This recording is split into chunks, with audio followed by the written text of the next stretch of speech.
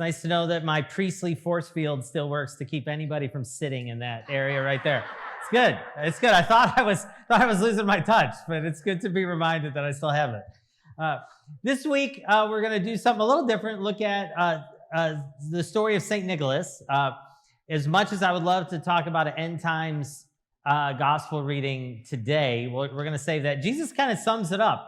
Really, he does all the hard work of the preaching for us when he says, of that hour, no one knows. Right? So if anyone gets up and ever preaches to you to tell you that they know, Jesus just told us no one knows. Right? So we're going to spend a little time today talking about St. Nicholas. The feast day of St. Nicholas is this week. And so it's a great example for us as we think about this season of giving. We think about Advent as we move into the Christmas season. St. Nicholas gives us two great examples of Christian life, one of faithfulness and one of generosity. So I want to talk about both. And to do that, I want to use an icon.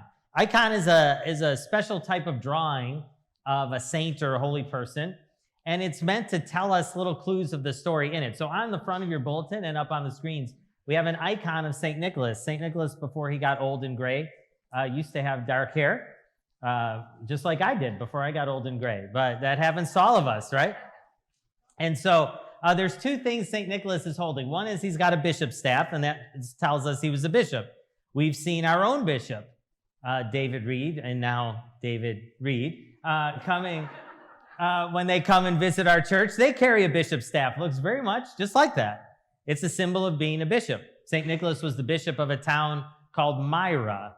Myra is a town on the coast of Turkey on the Mediterranean Sea, and that's the town St. Nicholas was bishop of back in the 300s. And he's got two things, a book and 3 bags, and I'm going to tell you what those are about. So our first story is a story of faithfulness, and we're going to talk about the book. So St. Nicholas was bishop, and what happened during his lifetime was one of the biggest changes the church had ever experienced. When Nicholas became bishop, being a Christian was illegal. And so everything Christians did was kind of underground, undercover, in people's homes, by word of mouth. They couldn't have signs, they couldn't have churches, they couldn't publicize that they were worshiping. And so everything was undercover. And so a lot of local churches developed local customs, and you couldn't really talk to churches in other towns about these things. There were no big meetings where the church in Harlingen could talk to the church in San Antonio and the church in Houston, right? You couldn't have those types of conversations that we're able to have today to keep us connected. You couldn't do that. And so in the year 314, a huge change happened. Constantine, who was the emperor of Rome, decided Christianity could be legal. And he legalized the religion. So Christians could come out from the underground, and then they could meet in public, and they could talk about their faith, and they could do things. And you know what? The church in Harlingen could talk to the church in San Antonio and the church in Houston. And what they had found out that over 300 years, all these churches had developed slightly different things and different ways of doing it. So Constantine said, I'm fine with y'all, being out in the open and Christianity being legal, but could you tell me what y'all believe? And instead of having all these little different things in different places, could you tell me what Christians believe? And so all the bishops in the Roman Empire got together for a council, Nicholas being one of them, in a city called Nicaea. And their job was to work on coming up with an explanation of faith that the whole church could agree on. We're gonna pray what they came up with just in a few minutes, called the Nicene Creed. It's 1,700 years old. It's what the group of bishops came up with in 325 AD when they came out and said, we have to agree on who Jesus is. Well, there was debate during those times. It took them a month to come together and figure it out. Politics always moves slow, right? It took them a month to figure it out. And during that month, there were some heated debates. And there was one particular debate about who Jesus was. And Nicholas loved the Gospel of John. And so Nicholas said, Jesus is the Son of God. In the beginning was the Word, and the Word was with God. That's how the Gospel of John starts. So he said he's always been part of God. He's the Son of God. And there was another bishop named Arius, and Arius said, no, Jesus was just a guy who God's power came into for a time. And they argued about that fiercely during one day. And then eventually the argument got so heated that Nicholas did something that probably we've all wanted to do at one point in an argument. Hopefully we haven't. But he just got up and knocked Arius out. Punched him right in the face and knocked him out in front of all the other bishops. True story. And Arius hit the ground, and the other bishops were kind of shocked, like, this isn't how bishops should act. And so Nicholas got arrested, and he was put in a cell, and Constantine, who was there for the council, he wasn't there when it happened, but who was there, they said, Constantine will decide what will happen. And so they said, there's this bishop, he's a hothead, he's violent, he can't control his temper, you've got to discipline him or send him to prison or do something. So Constantine went to meet with Nicholas, and he went to his cell, and he found him reading his book, the Gospel of John, that he carried with him. Now, they didn't have Bibles like we carry Bibles, so if you had a copy of the Gospels, it was probably pretty rare and pretty precious, but if anyone would have it, it would be the bishop. And so he had his Gospel of John. He was reading it because he was so certain of who Jesus was. And so Constantine found him in his cell, very peaceful, reading his Gospel, and he said, this isn't a violent man. This is a man who should be a leader in the church. Now, maybe Constantine thought Arius needed to be punched in the face too. I don't know. But he brought Nicholas back and reinstated him, and Nicholas fought for the belief that the church has held, that Jesus is the Son of God. And he stood for faithfulness when there was opposition. And guess what? That's part of our calling. That's a great example for us. Not punching someone in the face, but the other stuff. The standing firm, right? When there's a million voices saying something else. I mean, we live in a time when there's 1,000 voices telling us who we are, what our identity is, and what God's identity is, right? There's a million voices that want to teach us, that want to tell us, that want to convince us. And Nicholas said, I'm going to stand firm in the truth. Whether people shout or yell or scream, whatever it is, I'm going to know the truth and I'm going to stand firm in it. That's a great reminder for us, especially those of us here that are parents raising kids, right? Our kids are growing up in a time when they can pick up their phone and there's 1,000 voices telling them who they are, what they're supposed to be, and who God is and what life is. But guess what? Our job is to know the truth and stand firm in it. Because if we don't know the truth, the loudest voice wins. The loudest voice wins. That's just the truth. But Nicholas would not let the loudest voice win. And so he stood faithful. And the church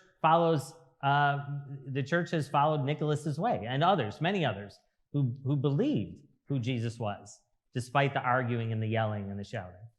So faithfulness, to know the truth and to stand firm in it in a time when we might be getting opposition, passionate opposition, trying to tell us otherwise. And so that's one thing for Nicholas, and that's why in the picture he carries the book, because he had such a love for the Gospel of John, and he had such a love for the truth. Now, the second story is the story of generosity. I promise there's only 2 stories. It's the story of generosity, and that's why he has 3 bags in his hand. Now, Nicholas was known as a generous bishop. During his time as a bishop, there was a famine in Myra, and he helped the poor a tremendous deal. And he was known for that. And a story had come to him about a father who had spent all his money on his wife's care with doctors before she died. And you can imagine, like, here's the thing that's never changed, right? Healthcare costs a lot of money. Right? Whether it's now or then, healthcare is not cheap. So this father spent all the money they had trying to find care for his wife, but the wife died. And so he was left with 3 teenage daughters, a widower with no savings. And the problem during that time was that for a young girl to get married, the family had to offer a dowry to the groom's family. The idea was that the groom was taking on another member of their family. In those days, the custom was if you had a daughter, that daughter would marry someone and join their family. And if you had a son, your sons, the women your sons would marry, would join your family. That's just how it worked in those days. And so the idea was a daughter was going to go on and marry another family. You were giving that family some help with raising more people, right? You're adding another person and then children to that mix. So the dowry was a sign of what that family was taking on, basically taking on the role of providing for your daughter. And so this man had 3 daughters. You know, daughters' parents always spend more in the wedding, right? That's never changed. It's never changed. Girls' parents always spend more in the wedding. It's always been that way. And so this father was distraught because he didn't have dowries for his daughters, and he couldn't arrange marriages for them, and he was worried what would happen to them. And so Nicholas, hearing about this, came one night while they were sleeping and took a bag of coins, the amount of a dowry, and threw it through an open window. I mean, he saw what he was doing. This isn't like, a trick shot. He saw what he was doing. He threw it. People didn't have, bars over the windows back then. He threw it through an open window into a shoe. The family had their shoes drying by the fire. It was from a wet day. And so they had a fire going in one room. They were sleeping in another room. And he threw it in the shoe that was drying by the fire. So when the father got up to put his shoes on in the morning, he found the coins and the dowry. And Nicholas did that 3 times for this family. And he didn't want it known what he was doing because he wanted his generosity to be undercover. I think there was probably a reason that Nicholas wanted to do that, because he didn't want everyone thinking he would pay their dowry. But he also didn't want to take away the dignity of the girl's father as well. So that's why in this story we see Nicholas with 3 bags of coins. And that's why some customs for St. Nicholas Day will have people leave like chocolate coins in shoes. There's things in people's socks or shoes. That's because St. Nicholas threw the coins in the shoes. He was a generous man. It was generosity to the poor, and those in need were known. But he tried to do generosity in a way that protected the dignity of the people he was giving to. It's a great example for us. A reminder, really, of the thing that seems most obvious. But we are at our most fulfilled and at our very best selves when we are doing something to bless someone else. Now, that seems like just an obvious truth, but every commercial we've ever seen in our life tells us the opposite, right? It tells us you will be happier when you buy this thing for you. Right? That's what every commercial ever is meant to tell us. You'll be happier when you buy this thing for you.